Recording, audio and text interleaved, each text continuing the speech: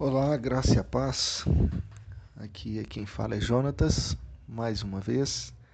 Nós estamos aqui para dar continuidade ao nosso estudo do livro de Apocalipse, o livro da revelação, como a gente tem visto, da revelação de Cristo e daquilo que ele fará, nos últimos tempos. É um desenrolar escatológico da história e dos últimos acontecimentos dessa história da Terra e da humanidade. Antes da gente começar, eu queria te relembrar e reforçar que nós temos estudos bíblicos na igreja às segundas-feiras, quartas, quintas e no domingo pela manhã e à noite, antes dos cultos, a escola bíblica. Também quero te convidar a compartilhar esse estudo. Nossa intenção é expandir conhecimento e compartilhar conhecimento com outras pessoas, um conhecimento bíblico, um conhecimento não só doutrinário, teológico, mas um conhecimento vivo da palavra de Deus, é o que a gente tem feito. Eu também quero te convidar a ler a Bíblia todos os dias. A gente tem a Bíblia 365 que auxilia nessa leitura diária, Ela vem com um cronograma de leitura ali, bem dividido, bem estruturado, que vai te facilitar a leitura da Bíblia todos os dias e toda e sempre, Toda e sempre, que é o que a gente vem reforçando aí, certo? Bom,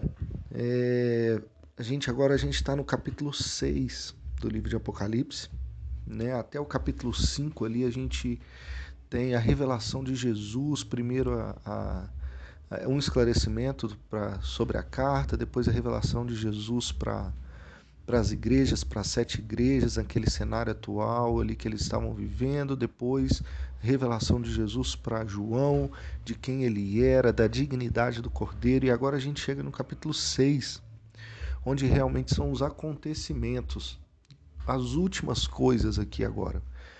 Agora a gente começa um desenrolar dos últimos acontecimentos bíblicos de um estudo mais escatológico mesmo, do que vai acontecer agora, de um futuro. Antes de eu falar e a gente ler aqui o capítulo 6, eu queria que você entendesse, ou tentasse entender, essa parte agora de Apocalipse para frente, como um desabrochar, como pensa numa rosa que tem várias camadas ali de pétalas, Então é a mesma rosa, é a mesma flor, mas em várias camadas sendo abertas. Então são vários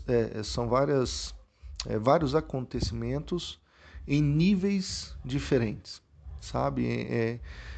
Alguns deles vão acontecer ali no mesmo momento. Você vê, a gente vai ler aqui agora os 7 selos, depois a gente tem 7 trombetas e depois a gente tem 7 taças. Então você vê que é um cumprimento e um desenrolar é uma evolução assim da revelação, dos acontecimentos. Então não quer dizer que eles vão acontecer numa ordem exatamente cronológica, mas para que você entenda aqui uma ordem e o cenário. Então a gente tem os 7 selos, a partir do 7º selo ele desencadeia as 7 trombetas, a partir das 7 trombetas a gente tem 7 trovões ainda, e depois disso a gente desencadeia as 7 taças.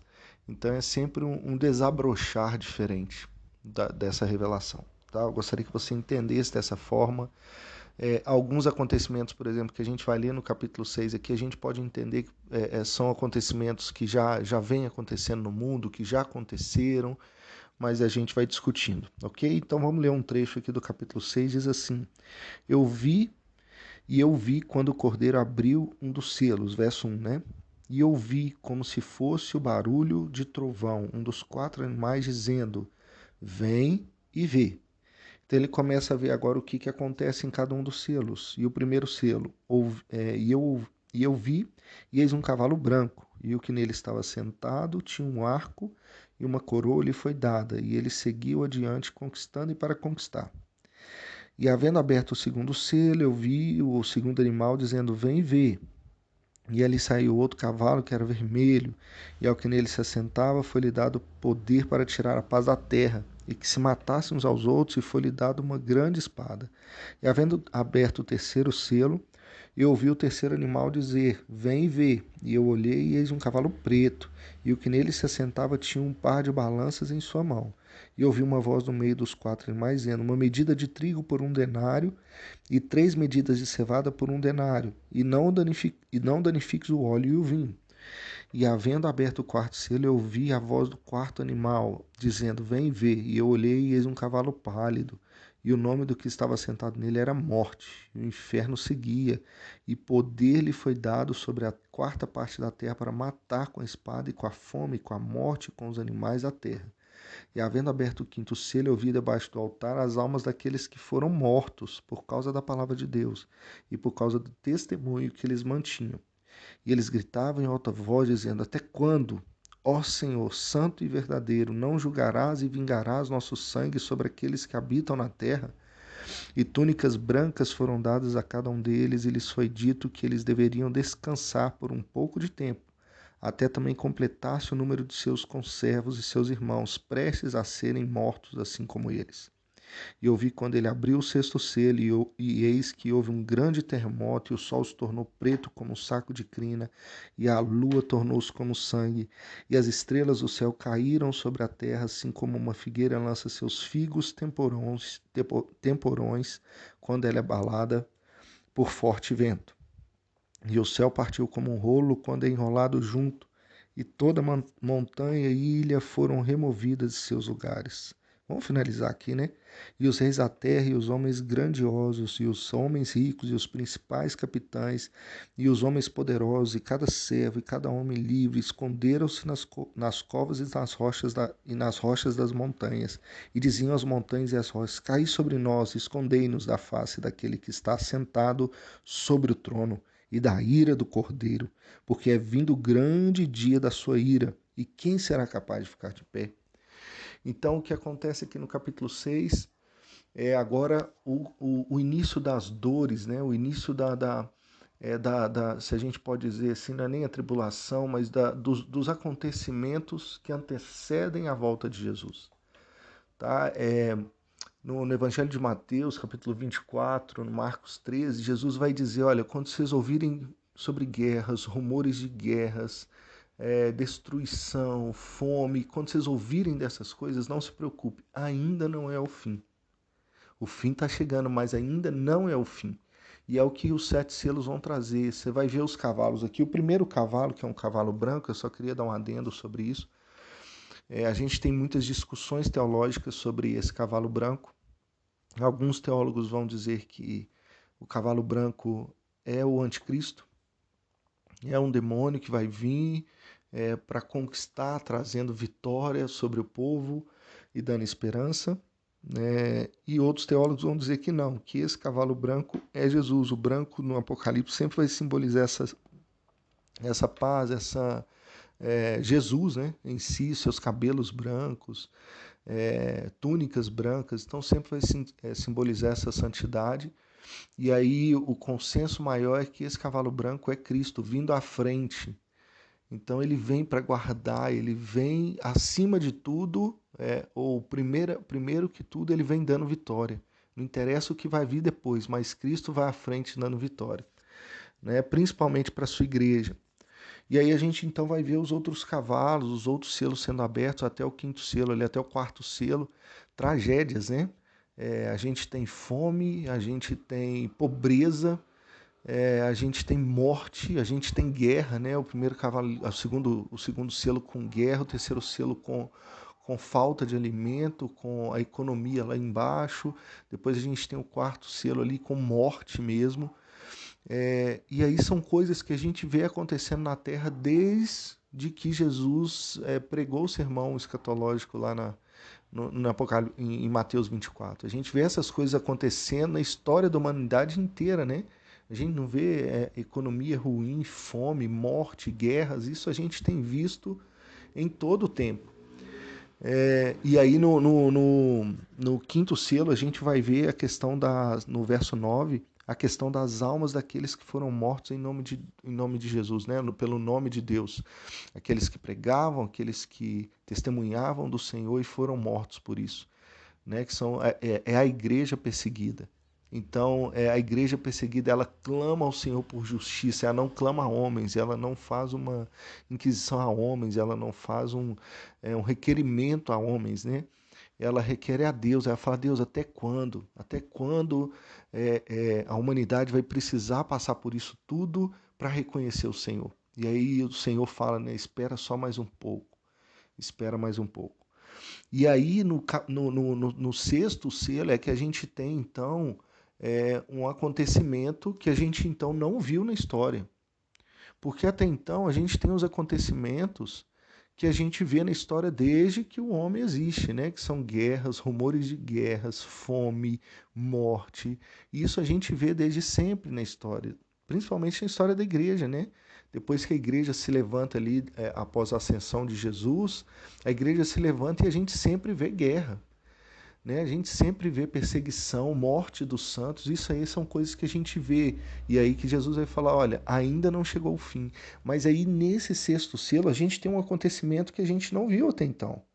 Né? A gente vai ver as estrelas, no verso 13, as estrelas do céu caíram sobre a terra.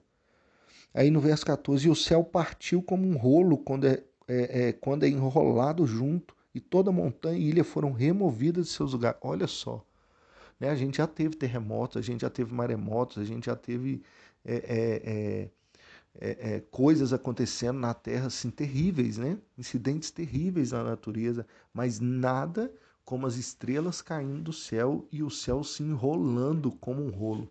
Pensa nisso, pensa nisso. Começa a imaginar comigo, isso é uma visão do céu se enrolando. Então aqui a gente tem um start do início do fim. Né? Aqui agora a gente tem agora começa o juízo. Você vai ver que no final do capítulo, porque no quinto selo, né, Deus vai falar, olha, espera só mais um pouco. E aí no sexto selo, então, a gente começa agora o juízo de Deus. Olha só como é que termina o capítulo 6. No verso 15, os reis da terra e os homens grandiosos e os homens ricos e os principais capitães e os homens poderosos e cada servo e cada homem livre esconderam-se nas covas e nas rochas das montanhas. E aí vai continuar falando, eles dizendo, olha, caiam as montanhas, caiam as rochas sobre nós e nos mate aqui, nos esconda da ira do Senhor. A gente prefere morrer é, é, por causas naturais, aqui pelos acontecimentos, pela natureza, do que cair na mão do Senhor. Então aqui agora no sexto selo a gente começa a ver o juízo de Deus sobre a terra, sobre os ímpios, sobre aqueles que perseguiram a igreja, a gente agora começa a ver a justiça de Deus. Tá? A gente vai falar muito sobre justiça e eu queria muito que você entendesse que a justiça de Deus ela não tem base nenhuma na nossa justiça. Tá? A palavra vai dizer que a nossa justiça é como trapos de imundície. É como se fosse o tecido que a mulher usava em seu período menstrual. Né? Aquilo que tinha sujeira ali, né? Aquilo que o corpo descartava. Aquele trapo é a nossa justiça. Aquilo que era descartado como lixo é o nosso trapo de imundície. Então, sempre que eu falar de justiça de Deus, tenta tirar isso da sua mente, que não é a justiça nossa, não é o que nós conhecemos como justiça. Deus, existe só um justo e esse é Deus. E ele, no momento certo, ele vai julgar a terra. Sabe, às vezes nós queremos muita, muita justiça da nossa forma, né? As almas aqui clamavam ao Senhor e não clamavam por justiça terrena, elas clamavam ao Senhor, até quando o Senhor vai ver? Até quando o Senhor vai fazer? O salmista falava muito assim, né? Em vários salmos a gente vai ver o salmista falando, Senhor, até quando? Até quando, Senhor? Meus inimigos vão zombar? Até quando, Senhor? Meus inimigos vão nos perseguir? Mas aqui a gente vê a justiça de Deus prevalecer. A gente vai ver no restante do Apocalipse, é aquele que venceu. O Cordeiro vai fazer justiça. O único digno, o único justo. Só ele é justo. Só ele venceu a morte. Só ele. Só ele morreu pelos pecados da humanidade. Só esse justo vai poder fazer justiça por nós, pela igreja do Senhor. Então não precisa temer perseguição, não precisa temer adversidades, não precisa temer tribulação, porque o Senhor que está no céu, ele é justo. 100% justo e fiel, e ele vai prevalecer. A justiça do Senhor vai prevalecer. É dessa justiça que a gente precisa ter fome e sede, não da justiça humana, como muitos têm pregado nos últimos dias, não de uma justiça humana, mas a justiça do Senhor. Essa é que a gente tem fome e sede. Amém?